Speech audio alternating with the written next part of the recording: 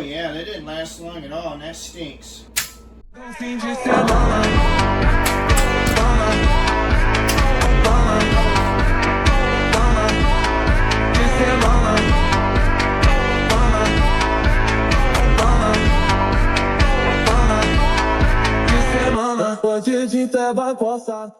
to walk you through the theory of this operation.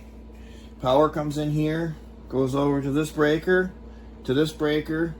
This shares the same bar as this breaker, so it's going to come in here and go back this way, and into this breaker, and then to this bar, to this breaker, and then through my amp probe. And we're going to see which breaker trips first. On a direct short to ground. 3, 2, 1.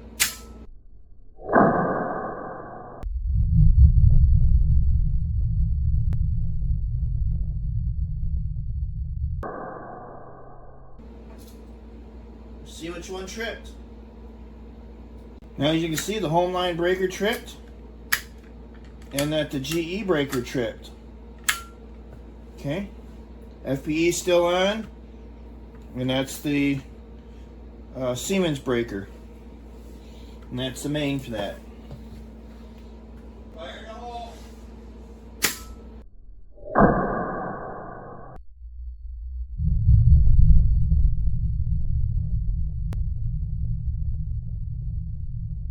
Looks like the same two breakers here, the GE and the home line. 3, 2, 1.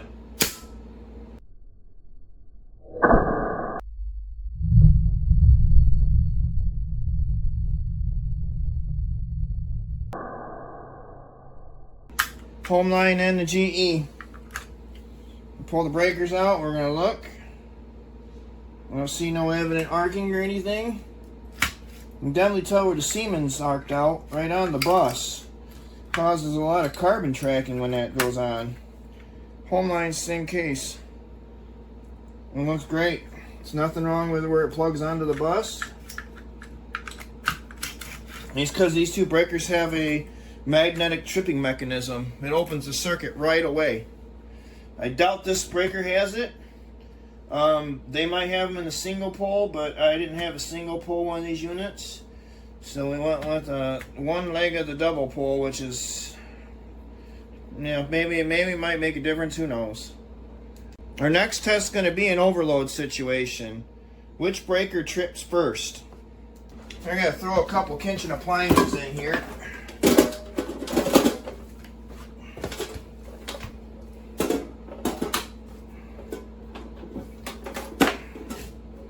Did I mention, don't ever try this at home?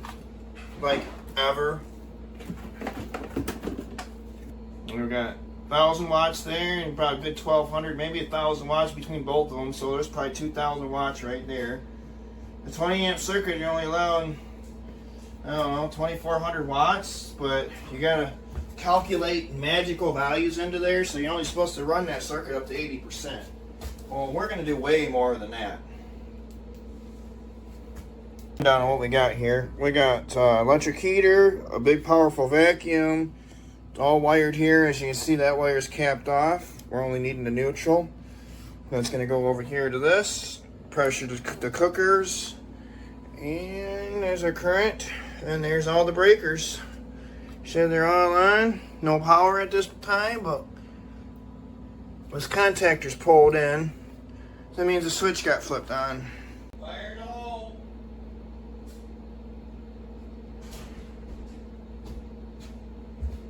Alright, let's go ahead, start turning stuff on. We're already maxing out the circuit almost. I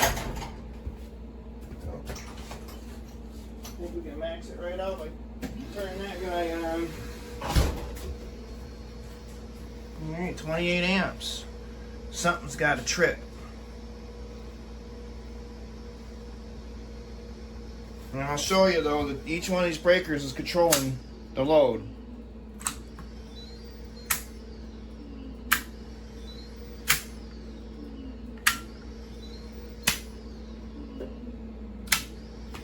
So, one of those breakers is going to trip. to race against time and see which one trips. I think that neutral's gonna get warm before anything.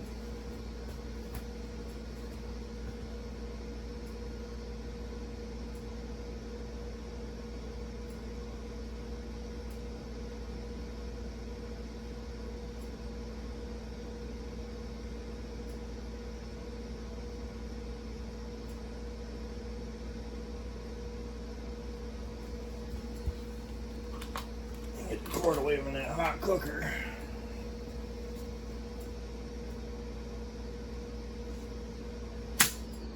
Ooh, looks like the home line tripped.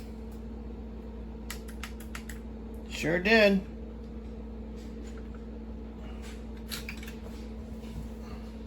Let's go ahead and de-energize. Go ahead and reset this breaker. And I'm going to try it again. This time we're going to add the instant pot to it.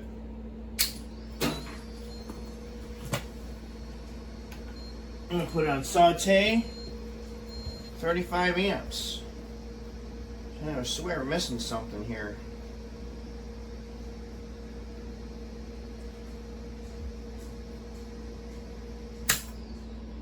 And home line breaker tripped again.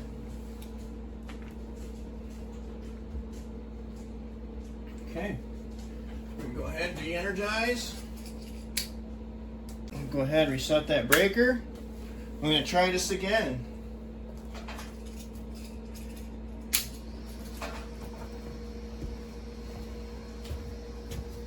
I'm going to add the heater in.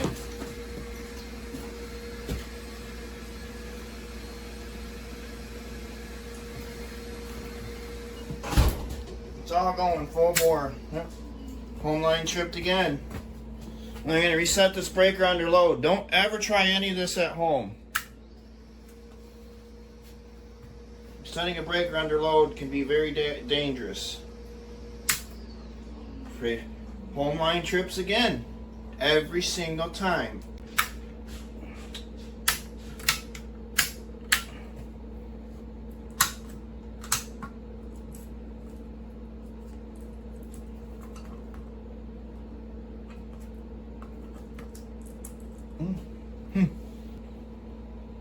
To make it fair, I changed the order of things. So this is the exiting breaker now. Instead of it being the breaker that gets the power from this one's going to stay the same. Power is going to come over here. It's going to go to this breaker, down to here, jump onto this, backfeed this leg here, and then exit out that breaker.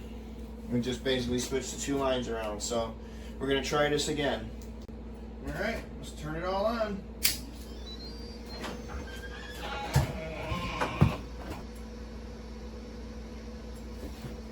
Let me put a little more load on this so this can trip quicker.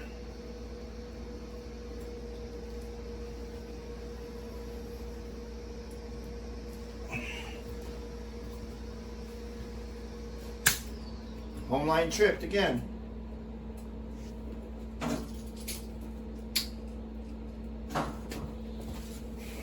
As you can see right there.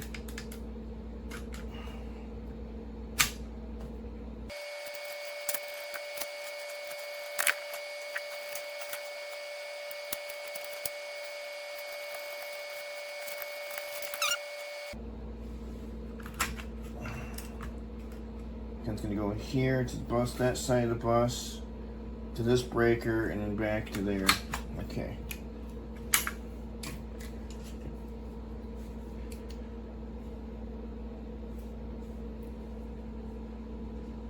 Alright, power is going to come out of this Federal Pacific breaker, go here, drop down. It's going to obviously energize this, but we're not using that breaker.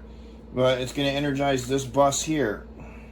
So this breaker and this breaker will be powered. So this power is going to come out, jump to that side, and it's going to heat this side up and through this breaker.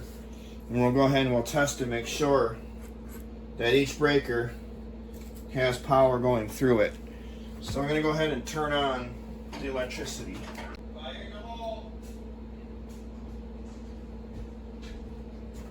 Alright, let's go ahead and turn it all on.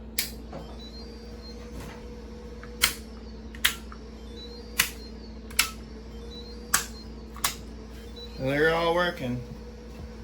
28 amps. Breaker's going to trip first. What do you guys think? Bloop lip it down there.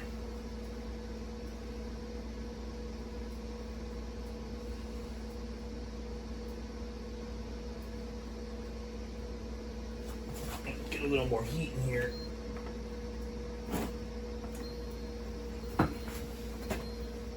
$35 amps. Just hate waiting. Let's just get right to it. That was the GE. Right there. Now we got the final breakers here. Siemens or the old Federal Pacific.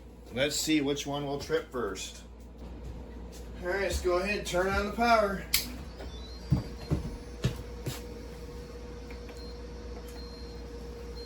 Get our 35 amps of current. And sit and wait.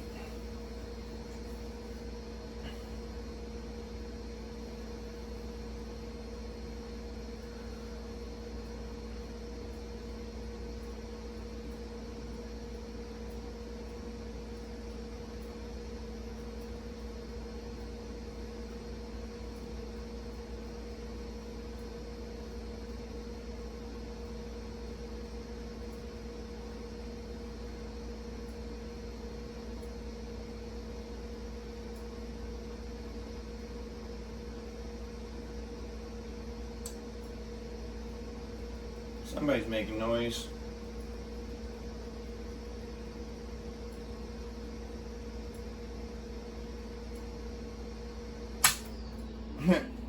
The FPE tripped first. Would you look at that? Siemens did not trip at all in that time period. I mean, it's still way too long for my liking. But if you feel the wires are nice and cool, there's no hot wires. So this is number 12 gauge, and it's noticeable, but I mean it's not bad. So if we go over here,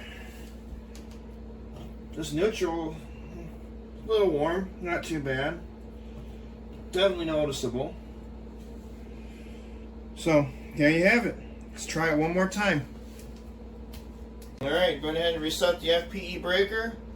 Let's turn on the load. Put it on saute and let the amps climb. This is take 2.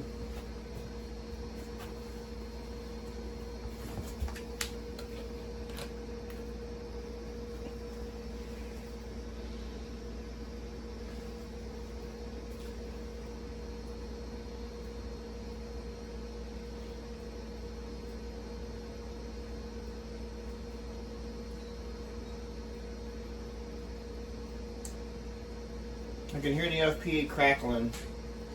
Like you can hear it getting hot and expanding internally. So I think she's ready to trip. And it did. The FPE breaker tripped. Now let's put it under load. It won't let you see how is it the bimetallic strip hasn't cooled down yet. And there we go. Let's try one more time. Heavy switch on.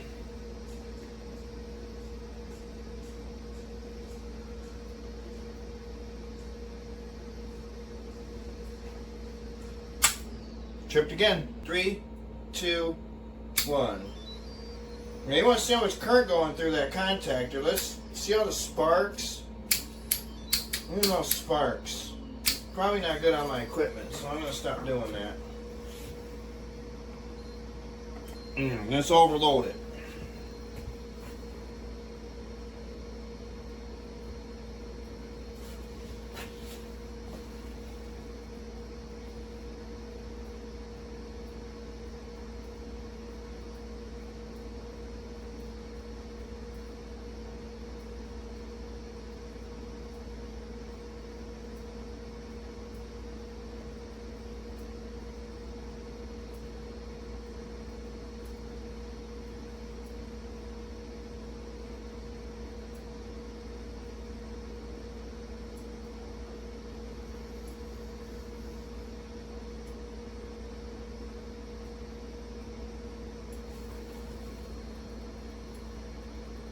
Wire's getting a little warm.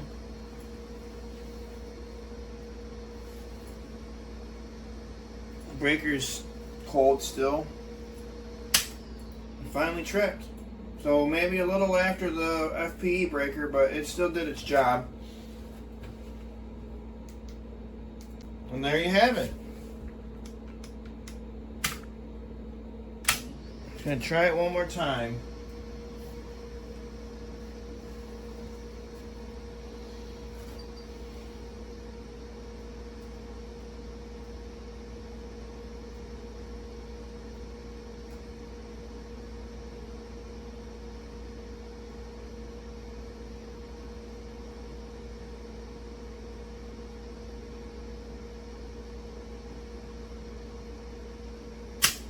There it goes. Tripped again under about 30 or so seconds. So not too bad, you know. So FPE still a little quicker.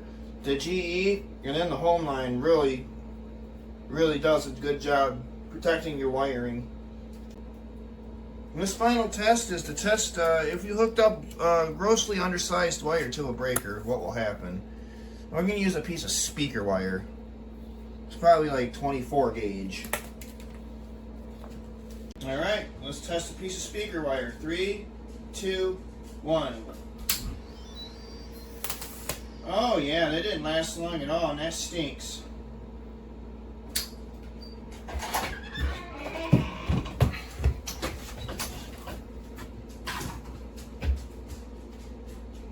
Oh, man, you don't want to smell that shit. Man, I gotta do this outside. Woo! Oh man, it smells like holiday wreaths and burning plastic. No, I'm not doing that anymore. I don't want to stink in my house up with that. That stinks bad. Woo! Now the wire broke obviously before any breaker tripped. Let's take a break and let the place air out. Well, let's go ahead and do an unboxing while we're at it. Wow, it's already pre-knocked out for my pleasure. Take the cover off. Oh man, that's tight. Yeah, it feels stripped out too. And that's it. Breakers plug in like this.